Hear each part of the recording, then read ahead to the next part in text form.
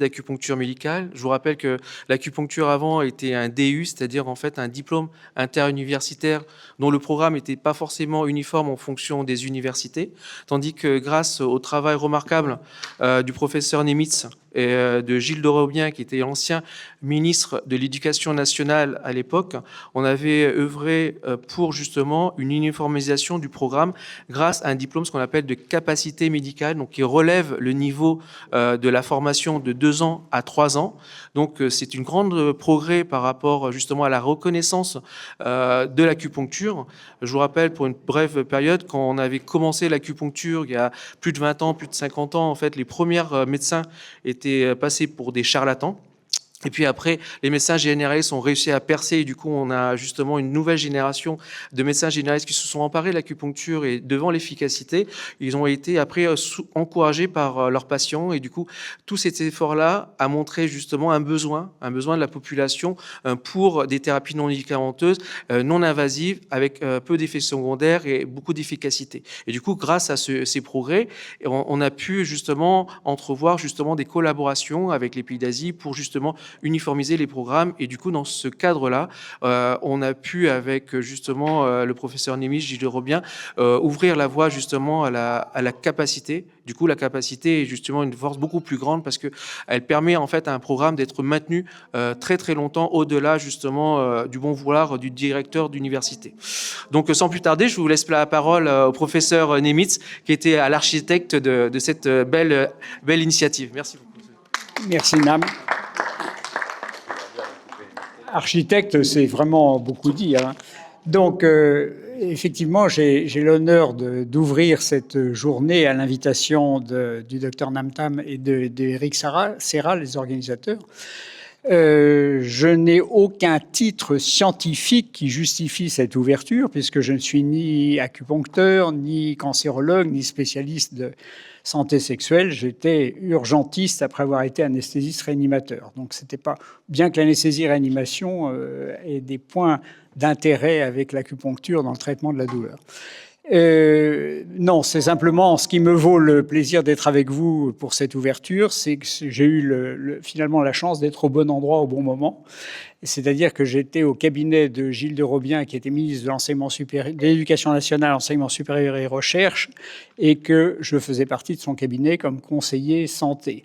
Au moment où a eu lieu une visite gouvernementale en Chine, en février 2007, et à l'occasion de cette visite gouvernementale à laquelle participait Gilles de Robien, un protocole d'accord a été signé à Pékin le 2 février 2007, protocole d'accord qui était souhaité notamment par les responsables chinois qui souhaitaient qu'il y ait une meilleure connaissance et une meilleure reconnaissance de la médecine traditionnelle chinoise dans les facultés de médecine françaises et notamment, tout particulièrement, de l'acupuncture.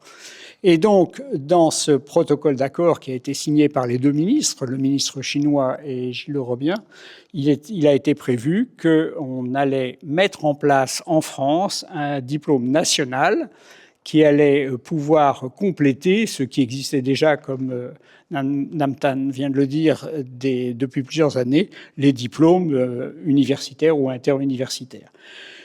Il faut noter d'ailleurs que ces diplômes d'acupuncture avaient quand même déjà une singularité, c'est qu'ils étaient reconnus par le Conseil de l'ordre des médecins, qui acceptait, ce qui est exceptionnel pour des diplômes d'université, qui acceptait qu'ils soient mentionnés sur les ordonnances et sur les plaques des confrères qui pratiquaient l'acupuncture. C'était tout à fait exceptionnel.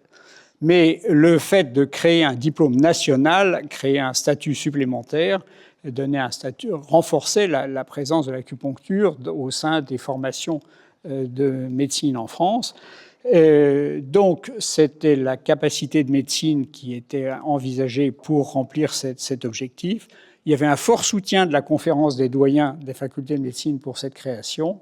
Il y avait également un soutien total de l'ordre des médecins pour passer à la mise en place de ce diplôme.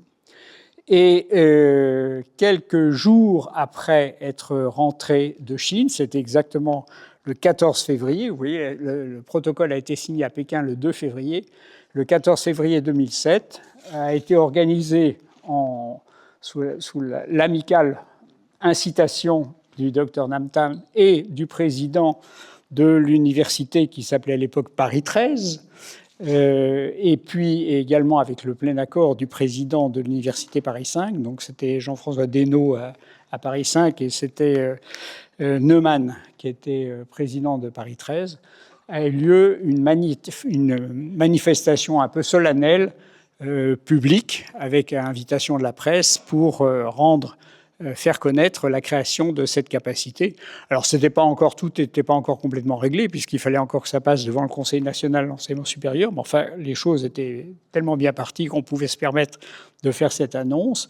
Et donc, il y a eu, dans l'amphithéâtre historique de l'ancienne école de médecine, rue de l'École de médecine à Paris, une manifestation consacrée à la création officielle de cette capacité de médecine en acupuncture, avec notamment démonstration.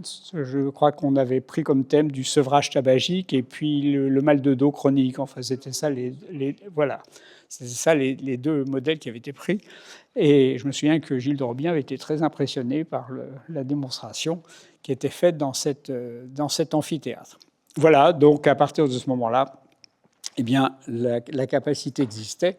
Il ne restait plus qu'à ses promoteurs à la faire vivre, à la faire se développer. Je crois savoir que les facultés qui la délivrent, c'est donc maintenant Sorbonne Paris-Nord qui a succédé à Paris 13 dans la dénomination des universités. Je crois qu'il y a aussi Nantes, Nîmes et Bordeaux, Strasbourg. Bordeaux, je crois que c'était que le diplôme. Enfin voilà, il y a quelques facultés qui sont en charge, qui sont habilités, puisqu'il faut une habilitation ministérielle pour délivrer les capacités, qui sont habilités à délivrer cette capacité, à laquelle je continue à souhaiter bon vent. En tous les cas, je sais que toutes celles et tous ceux qui se sont engagés dans cette formation le font avec beaucoup d'enthousiasme et de compétences, que ça rend d'éminents services, et c'est ce dont vous allez parler, je crois, toute la journée, avec un certain nombre d'applications qui ont été retenues par les organisateurs. Bienvenue donc à Amiens. Nous ne sommes pas habilités dans notre faculté à délivrer la capacité, mais on pourra réfléchir à amorcer quelque chose dans ce sens. En tous les cas, nous avons des liens très forts avec celles et ceux qui assurent cette formation dans les autres établissements. Bonne réunion et longue vie à la capacité. Merci, professeur. Et félicitations à Nam. et de Nicolin, nos maîtres, Claude Apchin, de Nicolin, et puis nous, on a pris la relève pour la suite. Et bien, on ne va pas vous laisser repartir les mains vides, on va vous laisser un trophée symbolique pour les 18 ans, l'anniversaire de la capacité. Merci à vous, professeur Nimitz. Très gentil. Splendide. Ouais, on l'a fait faire cet été spécialement. Merci. Pour ça. Merci. À très bientôt. Merci encore. Donc là, on va accueillir un autre étudiant, le premier étudiant d'ailleurs de la formation d'acupuncture à Paris-Nord-Sorbonne. C'est monsieur Éric Alouzé. Éric, je te demande de la peine de venir sur scène. Alors Éric, c'est un grand personnage parce qu'il est député, il est ancien président de l'association France-Chine de l'Assemblée nationale, et en plus il est médecin, et il est médecin acupuncteur. Il a fait partie des premières générations d'élèves de Bobigny, avant même la capacité, donc le premier diplômé du DU. Donc du coup, vous voyez que les acupuncteurs évoluent très bien. Je donne la parole, Éric. Merci, Nantam. Merci à toi. On a fait connaissance il y a très peu de temps, en réalité. C'est vrai que j'ai été plus occupé par la politique que par la médecine, malheureusement. Pardon ? Oui, mais je rattrape le temps perdu. Et bien qu'étant retraité, je n'ai jamais arrêté l'acupuncture. Hein. J'ai pratiqué encore, mais très peu, parce que je ne pouvais pas faire aussi disponible pour la politique que je l'ai été, et ben je m'y remets. Et c'était à l'occasion de ce voyage, j'avais été sollicité par des amis chinois, parce que j'ai beaucoup côtoyé les amis chinois dans mes responsabilités à l'Assemblée nationale, puisque j'étais précisément président du groupe d'amitié France-Chine. C'est de la diplomatie parlementaire. Les députés forment des groupes avec tous les pays du monde. Et on a le groupe le plus important, évidemment, celui avec la Chine. Et évidemment, j'avais un tropisme particulier pour cette sensibilité-là. Donc, j'ai fait connaissance avec beaucoup de personnes, de Chinois de réseau. Et j'ai été contacté il y a 1 an à peu près par une personne d'une fondation, d'une entreprise, d'un groupe chinois qui s'appelle Fazeng, qui organisait ce voyage et qui nous a mis en contact. Et j'étais très heureux. Alors, au départ, j'étais sollicité pour intervenir au colloque final qui avait lieu à Pékin vendredi dernier. Et puis, je dis, mais tant qu'à faire, allez, je refais toute la formation. Donc, j'ai passé les 10-15 jours avec vous, avec grand plaisir. Et je me suis réimmergé dans l'acupuncture, que j'ai toujours pratiqué, mais malheureusement pas autant que j'aurais dû et que j'aurais pu. Et j'ai besoin de me remettre dedans. Effectivement, j'ai commencé en 84. C'était la première version. C'était un diplôme universitaire en 3 ans. C'était en 3 ans, malgré tout. Le DU, c'était déjà en 3 ans. Voilà. Donc, et c'était un week-end par mois pendant 3 ans. Donc, c'était au niveau densité de travail, je pense que ce n'était pas très éloigné de la capacité. Mais l'intérêt de la capacité ça a été rappelé tout à l'heure par l'éminent orateur. Voilà, donc je pense que ça va être une journée très intéressante. Je pense que le travail que tu fais, que vous faites, notamment d'abord en région parisienne, pour déployer l'acupuncture dans les centres hospitaliers, c'est extrêmement important. Et c'est extrêmement important que des spécialistes de médecine occidentale s'intéressent à l'acupuncture, parce que je pense qu'au fond, c'est eux qui donneront la crédibilité. Quand vous avez un rhumatologue, quand vous avez un anesthésiste, quand vous avez un cancérologue, un oncologue, qui vous dit, ben moi, l'acupuncture, je la pratique ou je la fais pratiquer dans mon service, parce que c'est complémentaire de l'ensemble des disciplines, et ça apporte des bienfaits, ça donne une crédibilité supérieure. Donc ce que tu fais, ce que vous faites avec l'université à Paris pour déployer l'acupuncture, c'est extrêmement précieux, et j'ai apprécié d'ailleurs pendant le voyage en Chine de côtoyer des confrères spécialistes, dont un certain nombre vont intervenir aujourd'hui, qui sont talentueux et qui vont donner cette consistance dont l'acupuncture a besoin. Il ne faut pas que je parle trop longtemps, hein, parce que les politiques, on ne les arrête plus quand ils commencent à parler. Voilà, donc bravo pour cette journée que je vais suivre en grande partie avec vous et avec grand plaisir. On ne va pas te laisser partir les Mavines non plus. Ah, merci beaucoup. Merci. Oui. Voilà. Merci Eric d'être venu. Donc du coup, je vais passer la parole pour la suite pour Ingrid Mark, pour qu'elle vous représente un peu le programme, et après ce sera Eric Serra, le professeur Serra, qui va vous intervenir pour les thérapies non médicamenteuses. Donc bonjour à tous. Alors vraiment désolée de ces petits problèmes techniques, surtout pour les personnes qui sont en visio. Donc merci à tous d'être là. Donc ça fait la 2e édition que TAM organise au niveau du CHU. Donc j'apporte ma petite modeste contribution en essayant et encore tout ne marche pas bien, d'organiser cette journée. Donc cette journée, elle va se dérouler en 2 temps, une table ronde le matin et une table ronde l'après-midi, avec notamment différentes thématiques qui vont être abordées, telles que cancer et sexualité, cancer et addiction, effets secondaires, et toute une partie avec des témoignages de patients. Donc j'ai l'honneur en fait d'ouvrir ce congrès sur la qualité de vie et cancer, et en espérant que cela vous apporte en fait des perspectives nouvelles au niveau en fait de traitements qui sont mis en place en oncologie notamment. Donc merci à tous, et puis je laisse la parole au professeur Eric Serra, chef de service de la douleur au CHU Amiens-Picardie. Merci Ingrid. Là, je suis ravi parce que je sais que tout le monde nous voit et nous entend à travers la France, et même, me semble-t-il, un peu au-delà. Donc je suis, j'ai l'honneur de participer à cette introduction de cette deuxième journée dédiée à la qualité de vie et au cancer, avec l'utilisation des thérapies non médicamenteuses, notamment l'acupuncture, qui va nous permettre aujourd'hui d'entendre à nouveau des intervenants des années précédentes. Je pense notamment au docteur et professeur Eliane Tang et Emmanuel Kempf. Et puis on va entendre aussi Amandine Charbonnier du CHU d'Amiens, onco-hématologue référente greffe, qui interviendra dans la journée. Je voudrais féliciter une nouvelle fois le docteur Tam Nan, docteur Nan qui est depuis peu d'ailleurs professeur de médecine acupuncturale là-bas en Chine, hein, ce qui est un petit clin d'œil intéressant, non? Vous ne trouvez pas?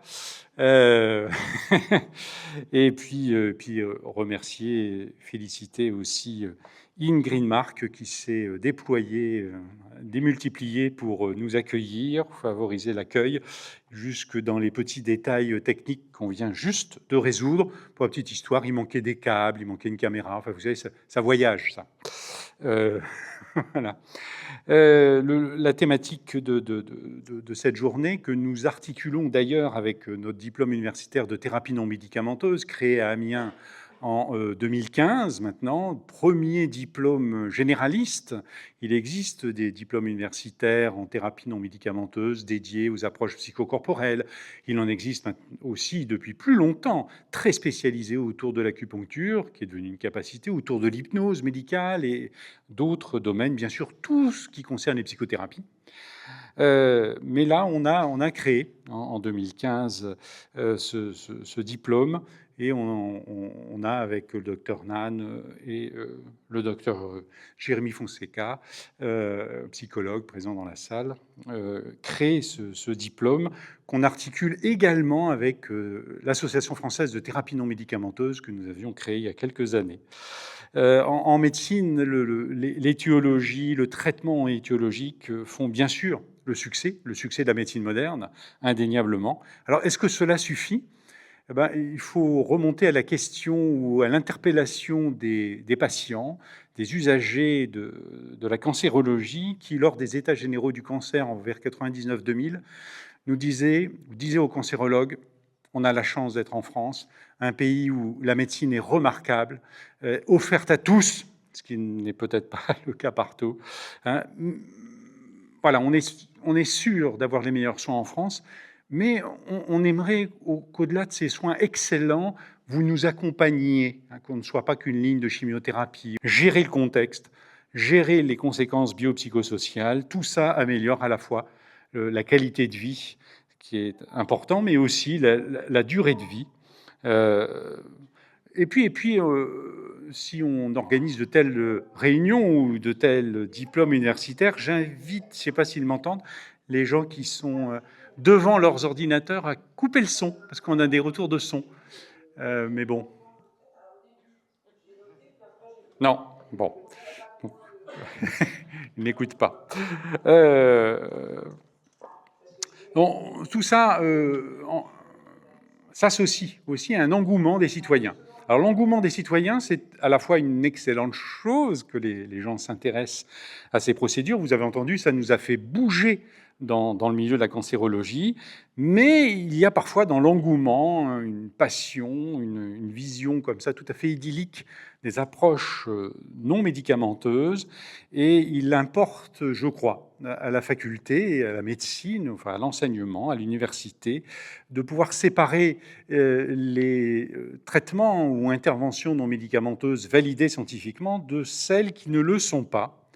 Et c'est un long combat, parce que valider scientifiquement les approches non médicamenteuses exige parfois des adaptations de méthodologie, et en tout cas implique un travail de longue haleine, de façon à ce que nous offrions à nos concitoyens des soins dignes, pas seulement des soins auxquels tout le monde adhère, mais des soins qui soient réellement intéressants et qui n'exposent pas les patients à des dangers, à des dérives financières, sectaires. Donc, quelle place finalement pour les traitements non médicamenteux dans la prise en charge du cancer? Notre journée s'inscrit dans ce questionnement. Et voilà, je crois que je ne peux que à nouveau remercier et féliciter le docteur Tan Nam, et je vous invite à l'applaudir une nouvelle fois.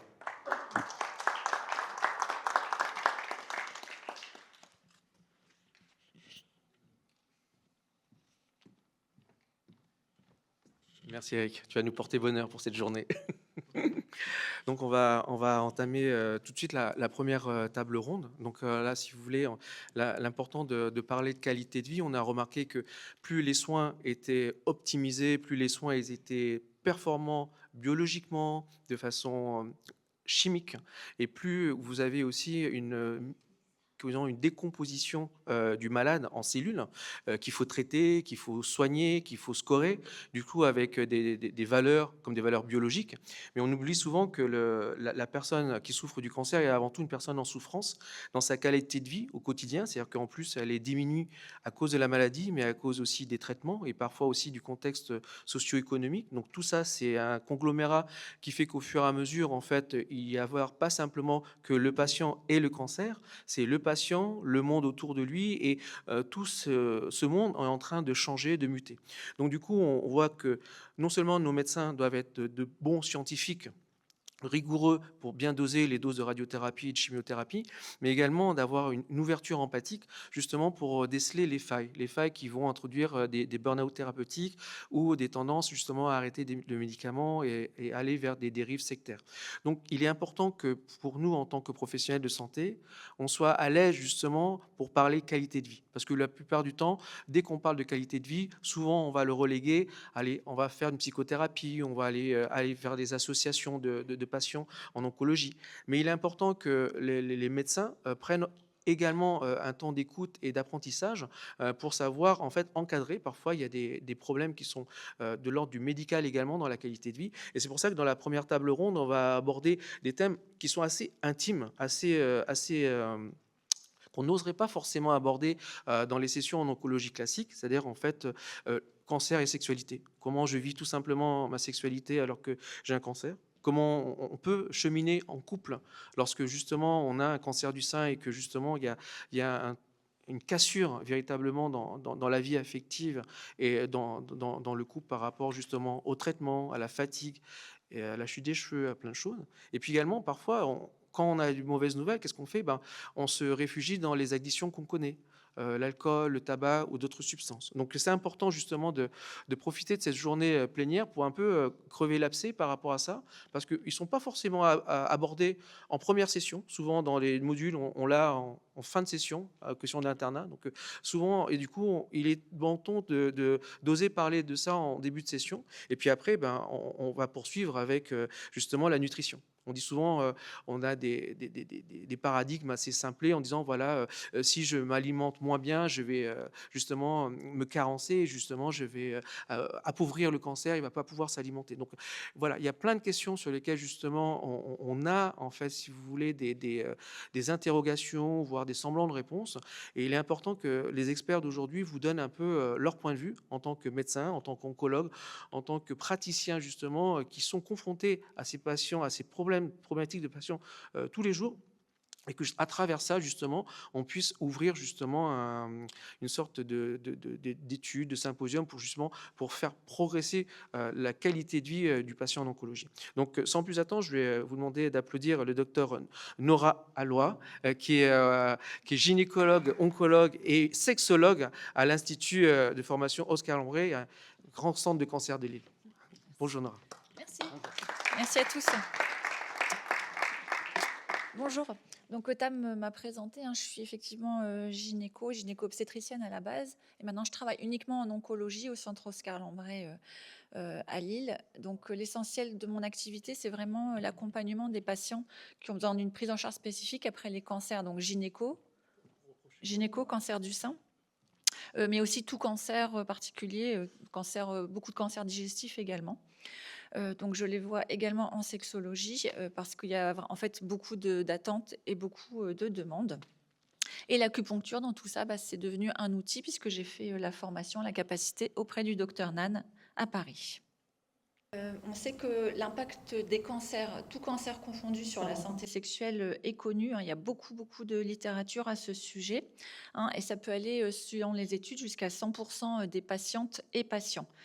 Voilà, donc là, il y a un travail qui a été fait. C'était un questionnaire distribué à des oncologues allemands. Les conclusions, c'était que bien sûr, la santé sexuelle était très peu abordée par les praticiens, tous les praticiens qui rencontraient les patients, pas uniquement les oncologues. Dans le questionnaire, il ressortait également que pourtant les médecins considéraient bien que c'était leur responsabilité de l'aborder. Et c'était quand même le plus souvent, quand c'était abordé, c'était avec les patients jeunes et quand il y avait une perspective de traitement oncologique curatif. Donc, ce qui était intéressant dans ce travail et qu'on retrouve dans beaucoup d'autres travaux, c'était les freins à l'abord de la santé sexuelle en oncologie. Donc, c'est bien sûr le manque de temps des médecins, le manque de pratique, c'est-à-dire on ne va pas poser une question si on ne sait pas quoi répondre ensuite. L'âge des patients également, c'est-à-dire que c'était quasiment très peu posé aux patients après 60 ans. Il y avait à peu près un quart des praticiens qui se sentaient embarrassés à l'idée d'évoquer ce sujet. Et un quart des patients qui considéraient que les dysfonctions sexuelles ne concernaient pas tous les cancers, c'est-à-dire que ça concernait uniquement les cancers de la prostate ou les cancers gynéco, alors que c'est loin d'être le cas, bien sûr. Et puis, c'était aussi le manque de formation et d'information des praticiens qui ressortait de tout ça.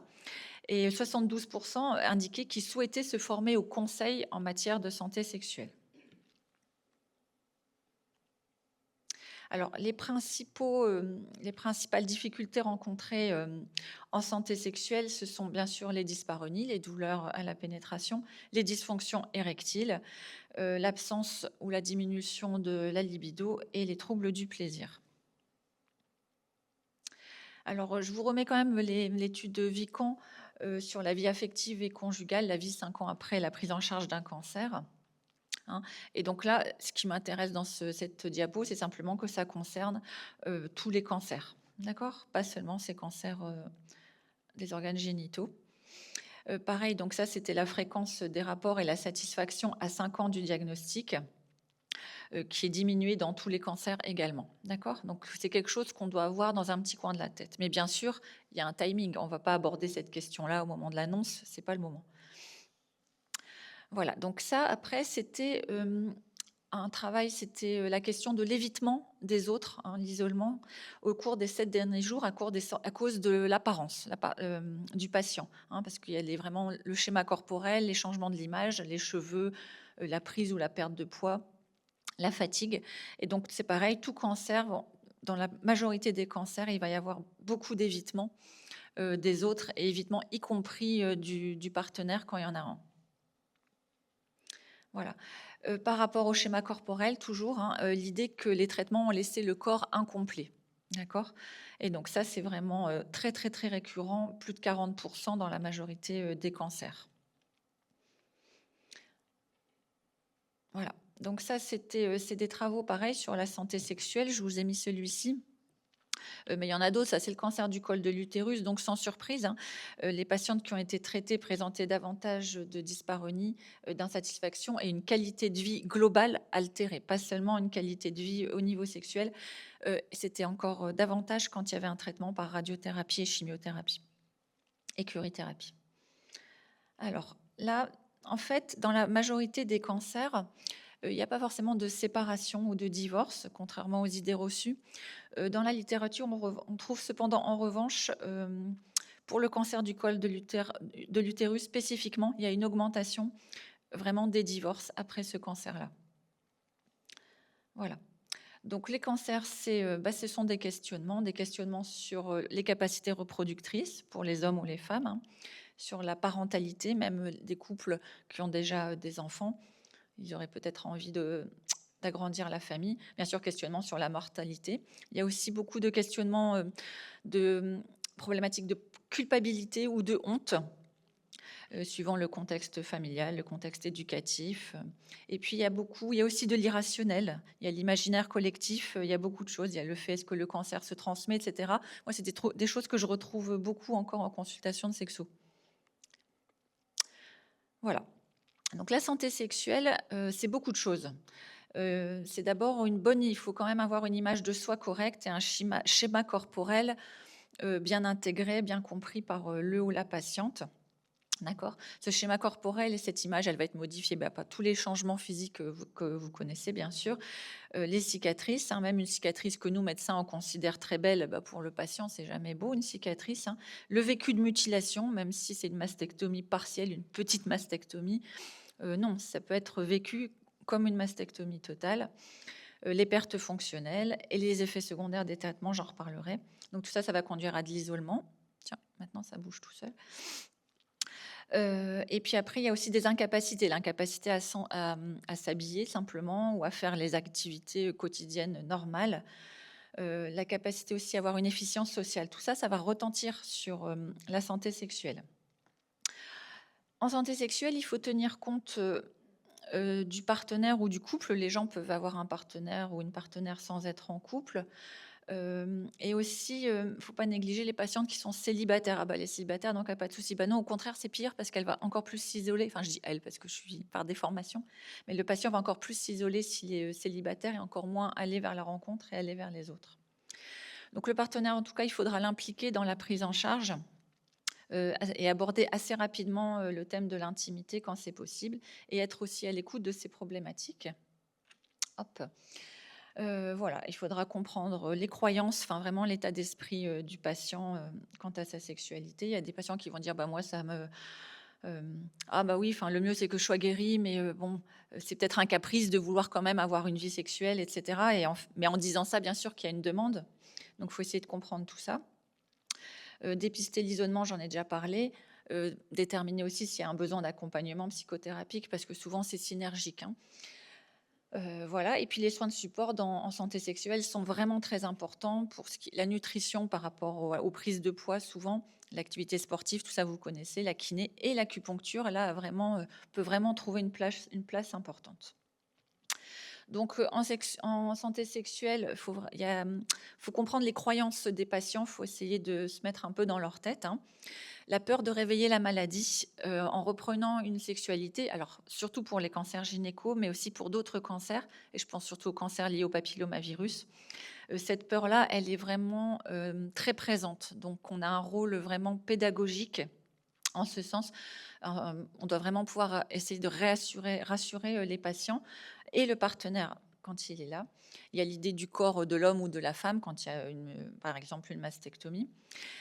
En santé sexuelle, en qualité de vie, il y a la peur d'être abandonné par son partenaire quand il y en a un. C'est-à-dire que moi, on va dire, il y a la moitié de mes patientes qui viennent. Elles viennent pas parce qu'elles ont envie d'avoir une intimité. Elles viennent parce qu'elles ont peur d'être quittées. Et elles le disent comme ça. Elles le disent pas au bout de 5 minutes, mais voilà, elles le disent après.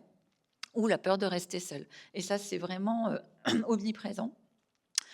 Il y a la culpabilité pour différentes raisons qui appartiennent aux patientes, mais c'est une manière de donner du sens à ce qui leur arrive, et l'idée que l'intimité serait un luxe. Cette idée en particulier, elle a été aussi longtemps répandue dans le corps médical et paramédical. Hein, maintenant, c'est plus le cas parce que maintenant, on sait que la qualité de vie, ça fait partie du traitement, mais c'est encore ancré dans les esprits.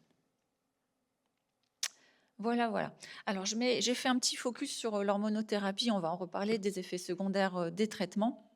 Hein. Mais tous ces effets secondaires, c'est-à-dire les bouffées vasomotrices, les douleurs, la fatigue, la sécheresse des muqueuses, le brouillard mental, dépression, insomnie, la baisse de la libido, la dyspareunie, tout ça, ça va vraiment être un gros frein, forcément un obstacle à la reprise d'une intimité, d'une vie de couple ou d'une envie. Et donc là, l'acupuncture va pouvoir accompagner la plupart de ces symptômes, en fait. Hein, donc il y a l'accompagnement, il y a l'écoute empathique, il y a l'accompagnement sexologique, et puis il y a les choses pratiques qu'on peut proposer aux patients. Et l'acupuncture, là, va aider. Alors sur les conséquences des traitements, mes collègues en reparleront. Hein. Il y a vraiment les conséquences de la radiothérapie qui peuvent être délétères, y compris sur le long terme, en fait. Hein. Donc là, je vais parler surtout au niveau gynéco, mais par exemple, il y a des patientes qui ont eu de la radiothérapie pour un cancer digestif ou gynéco, une cystite radique, une rectite radique. Ben ça, c'est un gros frein aussi à l'intimité parce que ça touche à la sphère du périnée. Si c'est inconfortable ou même douloureux, et ben forcément, on doit d'abord s'occuper du médical, soulager ça avant de pouvoir s'intéresser à. Voilà, c'est des problèmes vraiment très pratiques. Voilà. Donc, un petit focus aussi sur les effets secondaires et ce que l'acupuncture va pouvoir accompagner.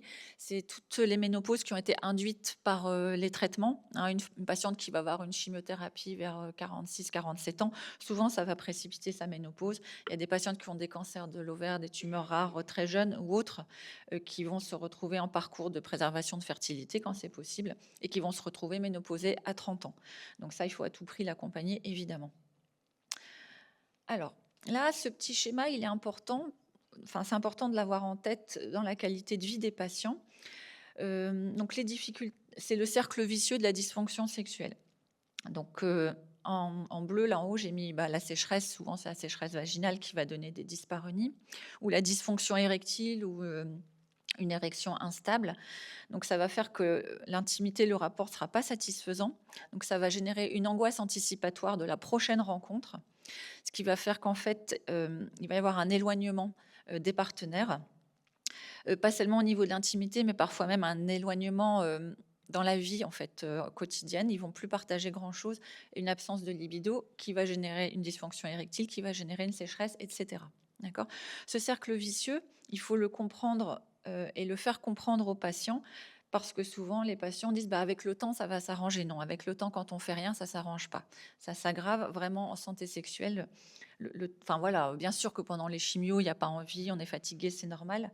Mais j'ai déjà vu des couples qui consultaient 8 ans après. Donc pendant 8 ans, ils vivaient comme frères et sœurs. Alors voilà, c'est questionnant. Hein. Peut-être que ça leur convenait, que ça leur convenait pas. Mais c'est mieux de pas attendre 8 ans quand même. Voilà. Donc l'acupuncture, elle va accompagner les effets secondaires de la maladie et des traitements. Elle pourra accompagner l'impact émotionnel. Et puis voilà, c'est un outil en synergie avec la prise en charge sexologique proprement dite et les autres soins de support. Alors, l'hormonothérapie, j'ai fait c'est plus pour les acupuncteurs, voilà, avec les points et les méridiens sur lesquels on peut travailler en acupuncture. Donc, c'est ce que je vous disais tout à l'heure. On peut travailler sur chacun de ces axes. D'accord ? En acupuncture, mes collègues vous réexpliqueront. Ce qui est intéressant, c'est que c'est un diagnostic personnalisé. En médecine, dans notre médecine occidentale, on va dire qu'on a un syndrome ou un symptôme ou une maladie, les traitements sont relativement univoques, tandis que là, c'est vraiment adapté à ce qu'on appelle l'état énergétique du patient. Donc, en fait, on prend les pouls avant la consultation, on discute d'abord, on interroge en détail, on prend les pouls, on regarde la langue, et ça va nous donner une indication sur quel point d'acupuncture utiliser pour traiter la demande du patient. Donc, c'est ça qui est intéressant. Donc, ça peut varier en fonction, pour le même symptôme, ce sera peut-être des points différents en fonction du moment où on verra le patient. Hop. Alors, les dyspareunies, elles ont plusieurs causes, comme vous le savez peut-être ou sûrement. Donc, ça peut être la sécheresse, d'accord ? Donc là, bon, ça coûte rien de prescrire un hydratant, mais souvent, quand il n'y a que ça, c'est tout, ça va se régler facilement. Et en général, finalement, les patients n'ont pas besoin, ils n'ont pas besoin d'un médecin, ils n'ont pas besoin d'une infirmière pour ça, ils vont tout seuls à la pharmacie. Donc, s'ils vous consultent, c'est que le problème, il est peut-être plurifactoriel. Hein. Il peut y avoir un raccourcissement vraiment anatomique après une hystérectomie, un raccourcissement vaginal. Il peut y avoir le fait qu'il n'y ait pas de plaisir parce qu'il y a une douleur, parce qu'il y a simplement une peur à montrer son corps avec les cicatrices. Ça, c'est très fréquent. Peut-être parfois la douleur morale en fait est au premier plan et comme disent les patients, moi j'ai pas la tête à ça et ça voilà, faut l'entendre. La perte de confiance et puis des difficultés relationnelles, des difficultés conjugales qui parfois préexistaient ou qui sont nées avec la maladie. D'accord. Donc tout ça, voilà, je vous ai mis ces grandes lignes. Bien sûr, tout ça, ça prend du temps à démêler. Il faut prendre du temps pour discuter avec les gens, pour les écouter et pour comprendre ce qui se passe. D'accord.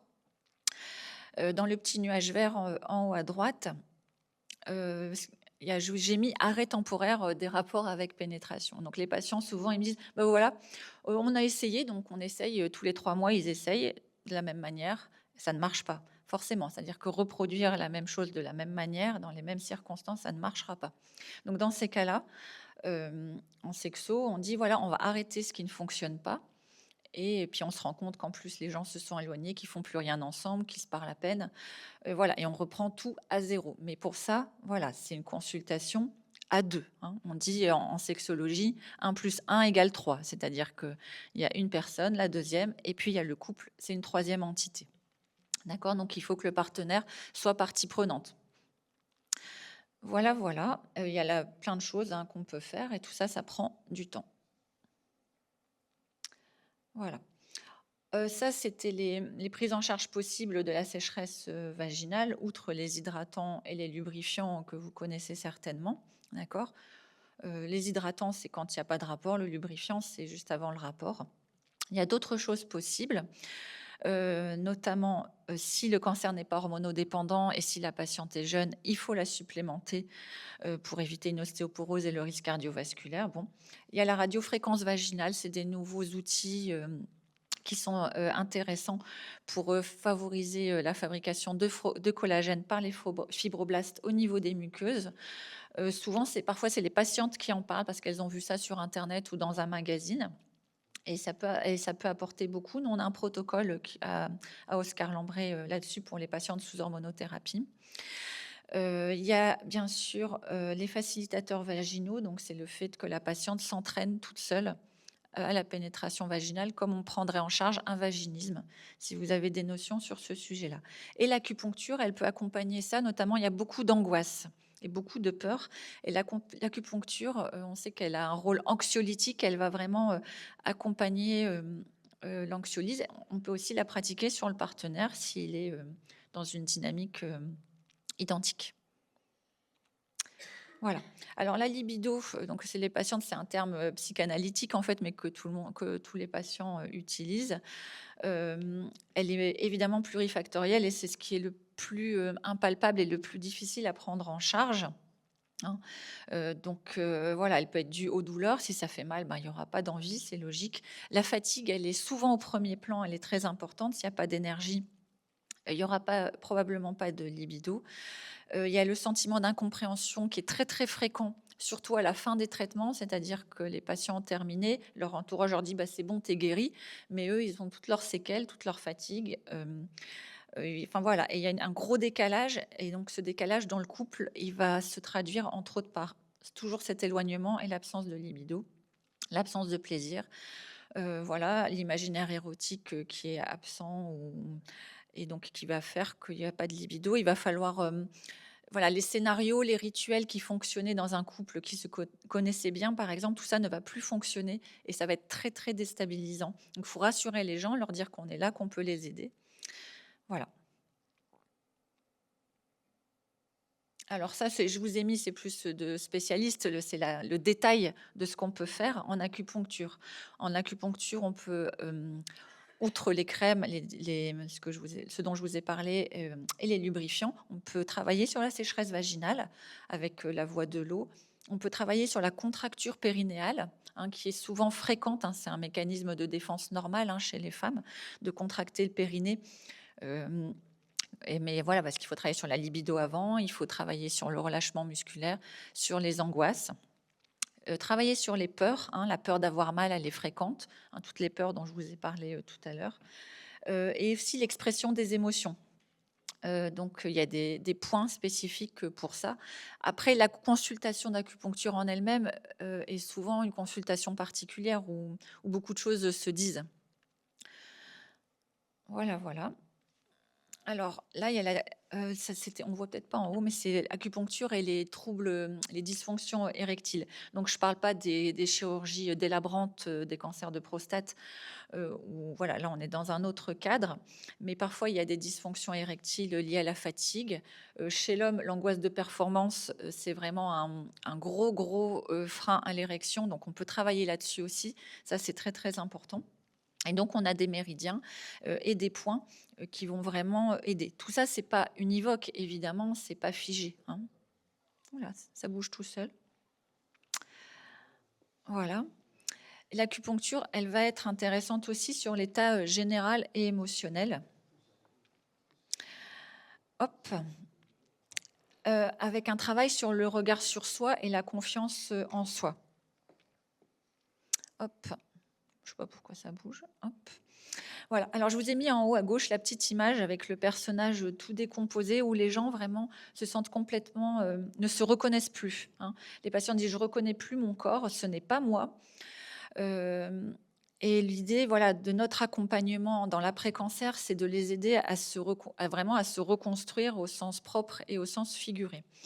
Et donc, en acupuncture, vraiment, ça peut aider, notamment le travail sur le regard sur soi, la confiance en soi, sur la fatigue, je l'ai déjà dit, hein, avec aussi des conseils alimentaires qu'on peut donner. Sur le sommeil, c'est important parce qu'il y a de gros troubles du sommeil. Alors moi, c'est beaucoup mes patientes sous hormonothérapie qui ont un sommeil compliqué avec les bouffées de chaleur. Et puis le travail, pareil, sur la peur, l'angoisse, la tristesse. Tout ça, c'est vraiment très synergique d'un accompagnement. Souvent, en psychothérapie, il y a quand même besoin d'un accompagnement. Alors, les patients ne sont pas toujours emballés par l'idée, mais ça aide vraiment quand les gens entament un travail, quand on voit qu'il y a du passif, quand on voit qu'il y a des choses qui n'ont pas été, voilà, des choses qui reviennent de loin, en sexologie. Quand elles voient un psy en même temps qu'une prise en charge sexo, ça avance beaucoup mieux et beaucoup plus efficacement. Voilà, voilà. Donc, en résumé, l'acupuncture, c'est vraiment un outil qui va s'intégrer dans l'accompagnement sexologique. Et s'il y a une bonne communication dans le couple et une bonne adaptation du couple, s'il n'y a pas de conjugopathie, à ce moment-là, voilà, ça va aller bien, ça va bien se passer. Si on voit que les problèmes sont plus profonds, ça revient de loin, là, il faut vraiment une prise en charge sexologique spécifique. Ça, c'est indispensable. Et surtout, il faut rester modeste en sexo, c'est-à-dire, bah voilà, moi, je vais pas. Voilà, on ne dit pas en 2 consultations, c'est pas réglé. Ça, c'est sûr que non. Et ça, il faut expliquer cette durée dans le temps, cet investissement personnel. Parce que ce qui est légitime, souvent, les patients pensent que, bah voilà, avec une crème, ça va être réglé. Mais si c'est réglé avec une crème, en fait, ils ne viennent pas en consultation. Voilà. Décidément, il est. Voilà. Ça, donc, j'ai déjà dit. Être une prise en charge précoce, le détecter, c'est bien pour éviter l'altération, que la relation se délite. Donc, à quel moment le faire? Ça peut être l'infirmière de parcours qui pose la question dans le questionnaire.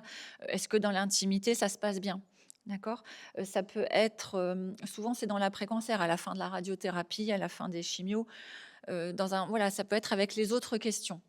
Et simplement, ce qu'il faut, c'est savoir à qui adresser la patiente. C'est pas l'infirmière de parcours, c'est pas l'oncologue là, après sa longue consultation, qui va faire l'accompagnement sexo. C'est simplement savoir adresser le patient ou la patiente à des correspondants. C'est surtout ça, d'accord, et lui dire que voilà, il y a des possibilités. Bon, en revanche, si on a l'impression qu'il y a vraiment une grosse conjugopathie, c'est-à-dire des gens qui se détestent depuis... bon, ça, c'est plus de la sexologie, hein. La conjugopathie, c'est de la thérapie de couple, hein, d'accord? Voilà, oubliez l'idée, nous et les patients, que ça va s'arranger tout seul, et éviter les injonctions également. C'est-à-dire que moi, les patientes, si j'ai des collègues parfois qui m'adressent les patients, me disent, bah voilà, allez voir docteur Alloy, si vous avez plus de sexualité. Mais en fait, la dame, je la vois, elle me dit, mais vous savez, moi, je suis bien comme ça. Et ben c'est tout. On arrête là. Et puis, je dis, bah voilà, si vous voulez, je suis à disposition si vous avez d'autres envies plus tard. Voilà, voilà. Je vous remercie.